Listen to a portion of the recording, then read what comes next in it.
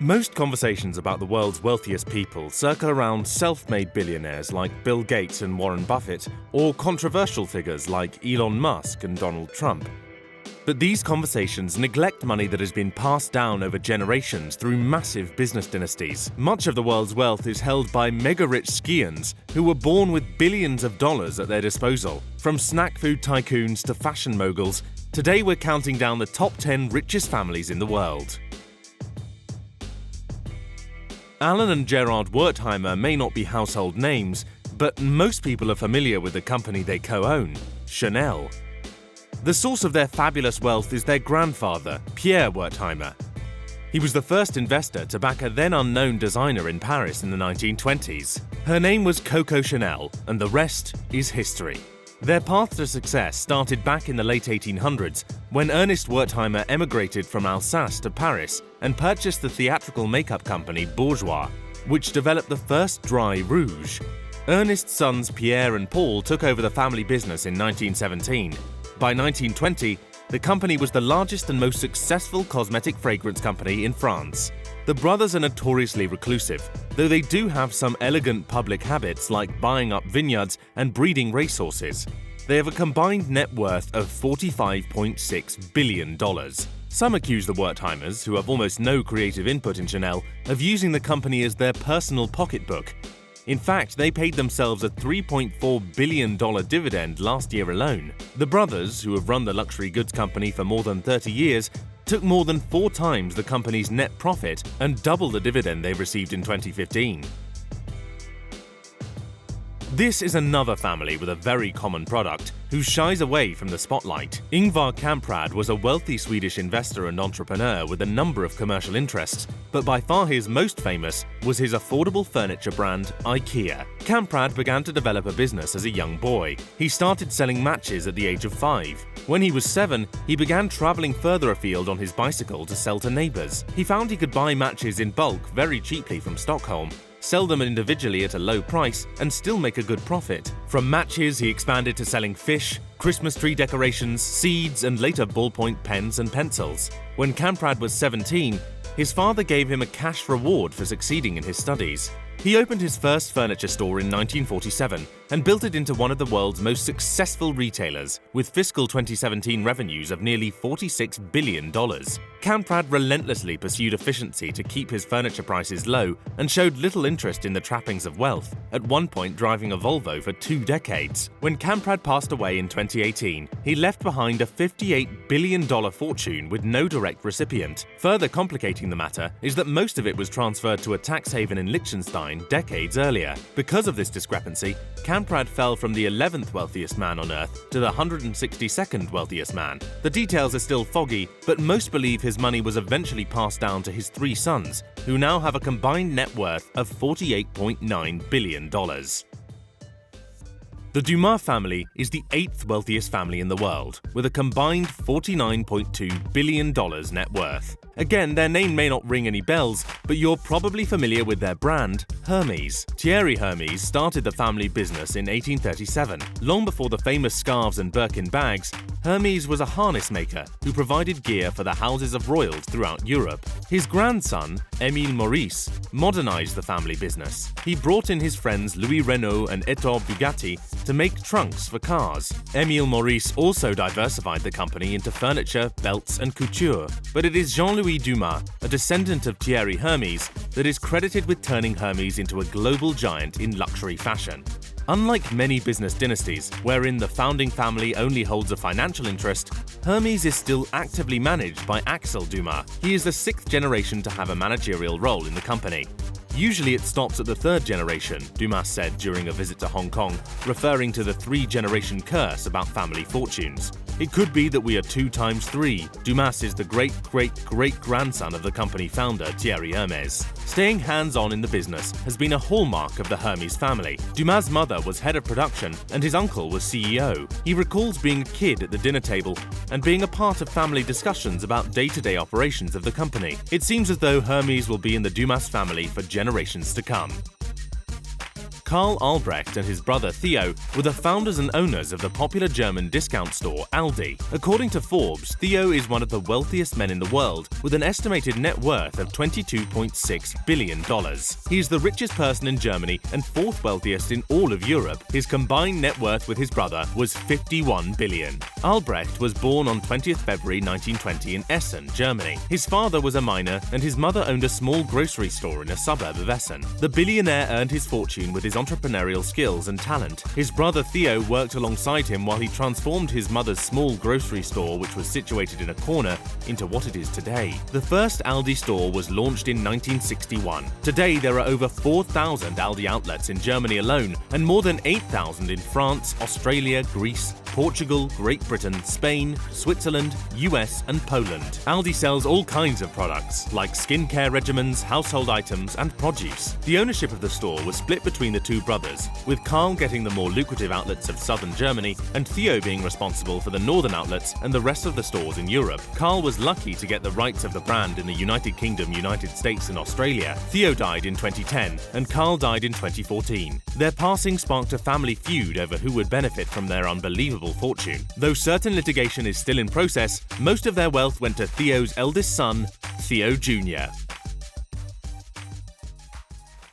Imagine if the grocery store, the cell phone provider, and biggest national construction conglomerate were all owned by the same company. No matter where you shop, you're still supporting the same business. That's essentially the situation in Mexico, where one of the world's richest people, Carlos Slim Helú, resides. The 78-year-old has a net worth of $59.2 billion, and from 2010 to 2013, he was the richest man in the world. He is not only the richest man in Mexico, but in all of South America. His conglomerate includes education, healthcare, industrial manufacturing, transportation, real estate, media, energy, hospitality, entertainment, high technology, retail, sports, and financial services. He accounts for 40% of the listings on the Mexican Stock Exchange, while his net worth is equivalent to about 6% of Mexico's gross domestic product. Needless to say, even though most of his business is done behind the scenes, Slim is a major player in the world economy. He was born in 1940 to a Mexican father and a Lebanese mother. From a young age, Slim was interested in both finance and engineering. He received a degree in mechanical engineering in 1961. Slim has stated that his mathematical ability and his background of linear programming was a key factor in helping him gain an edge in the business world, especially when reading financial statements.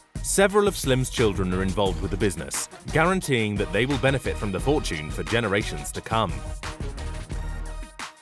Bernard Arnault is another French fashion baron who likes to work behind the scenes. His products are sported by celebrities and ultra-wealthy clientele all over the world. The luxury group he oversees, LVMH, is the parent company of brands like Louis Vuitton, Moet & Chandon, and Hennessy Cognac. Arnault controls about half of LVMH, which had revenues of €42.6 billion in 2017, making him the richest man in France. In addition to LVMH, Arnault oversees further investment and holding vehicles. Group Arnault has invested in Netflix and Blue Capital, and also took a major stake in French food chain Carrefour. In addition, he has invested in Boo.com and a variety of other online ventures, as well as buying Princess yachts outright. Arnault began his career working for his father's manufacturing company. 5 years into working for the company, Arnault convinced his father to liquidate the construction division and enter the real estate market. Under the name Ferinel, the new company initially developed specialty holiday accommodations. Named a director of the company in 1974, he became chief executive in 1977. In 1979, he succeeded his father as president of the company. Over the next 11 years, LVMH's value multiplied 15 times over, and sales and profit increased fivefold. Arnault's current net worth is $64.8 billion. Like Carlos Slim, he is determined to keep his family involved in the business, and his sons and daughters serve in the financial department as well as on the board of trustees.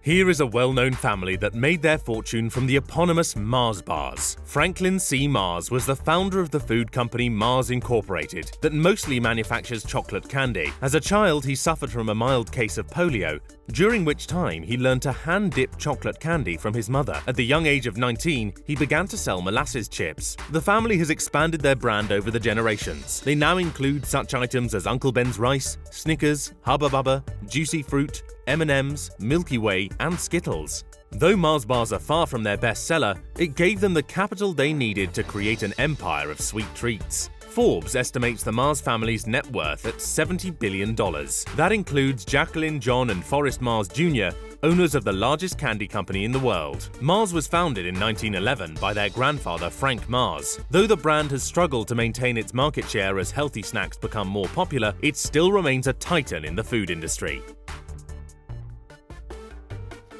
Chances are you're familiar with the Koch brothers for their political influence and public personas. However, despite the Koch brothers' fame as political influencers, their primary activities are centered around running Koch Industries Incorporated, of which they own 84%. This is a private company that has revenues topping $100 billion.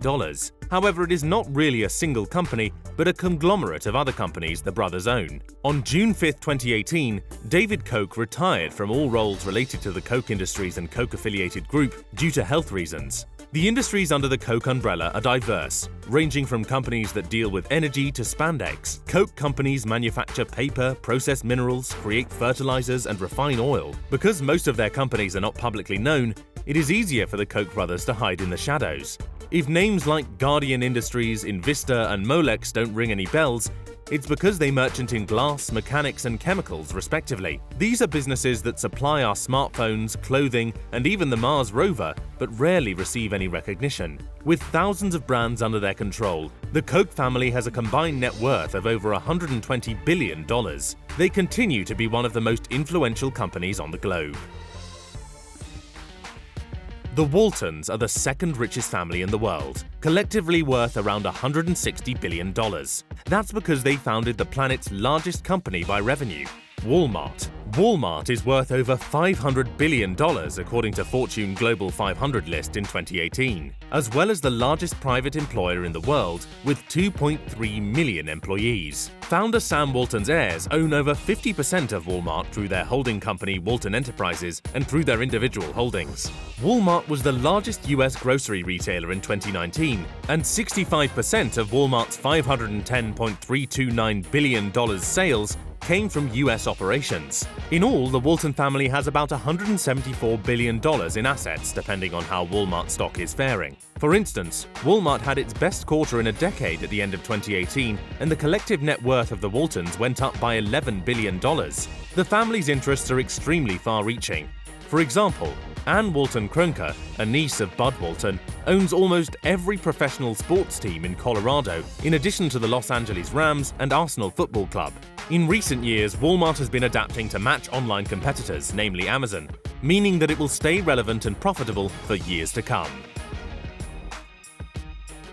The Rothschild family is one of the most powerful dynasties in human history. They are the subject of numerous conspiracy theories, and many believe they control the world from the shadows using puppet governments. Their story begins with Meyer Amschel Rothschild, who was born on February 23, 1744 in Frankfurt am Main, Germany. Starting out in a Frankfurt banking house, Meyer and his sons became international bankers, establishing branches in London, Paris, Vienna, and Naples by the 1820s. In addition to banking and finance, the Rothschild businesses have encompassed mining, energy, real estate, and winemaking. From the early 19th century, the family has been known for its considerable charitable activities, particularly in the arts and education. Starting as dealers in luxury items and traders in coins and commercial papers, Meyer and his 5 sons eventually became bankers to whom the French Revolutionary and Napoleonic Wars of 1792 to 1815 came as a piece of great fortune. They profited from the war by funding many different players and cashing in as an arms dealer. Fast forward 200 years. The Rothschilds are still the biggest banking family in the world, with a combined net worth of over $400 billion. According to some sources, there are only 3 central banks in the world in which the Rothschilds don't have a major stake. They are North Korea, Iran, and Cuba, and the Rothschilds have diversified outside of banking as well. They have major investments in military engineering, agriculture, and real estate. Because of their continued dominance, they are accused by many conspiracy theorists of determining world events. Many of these conspiracy theories are anti-Semitic in nature, as the Rothschilds were one of the first major families to advocate for a Zionist state in the early 1900s. Though the internet is full of conflicting opinions, one thing is certain: the Rothschild family has maintained its riches over generations, making it the wealthiest in the world.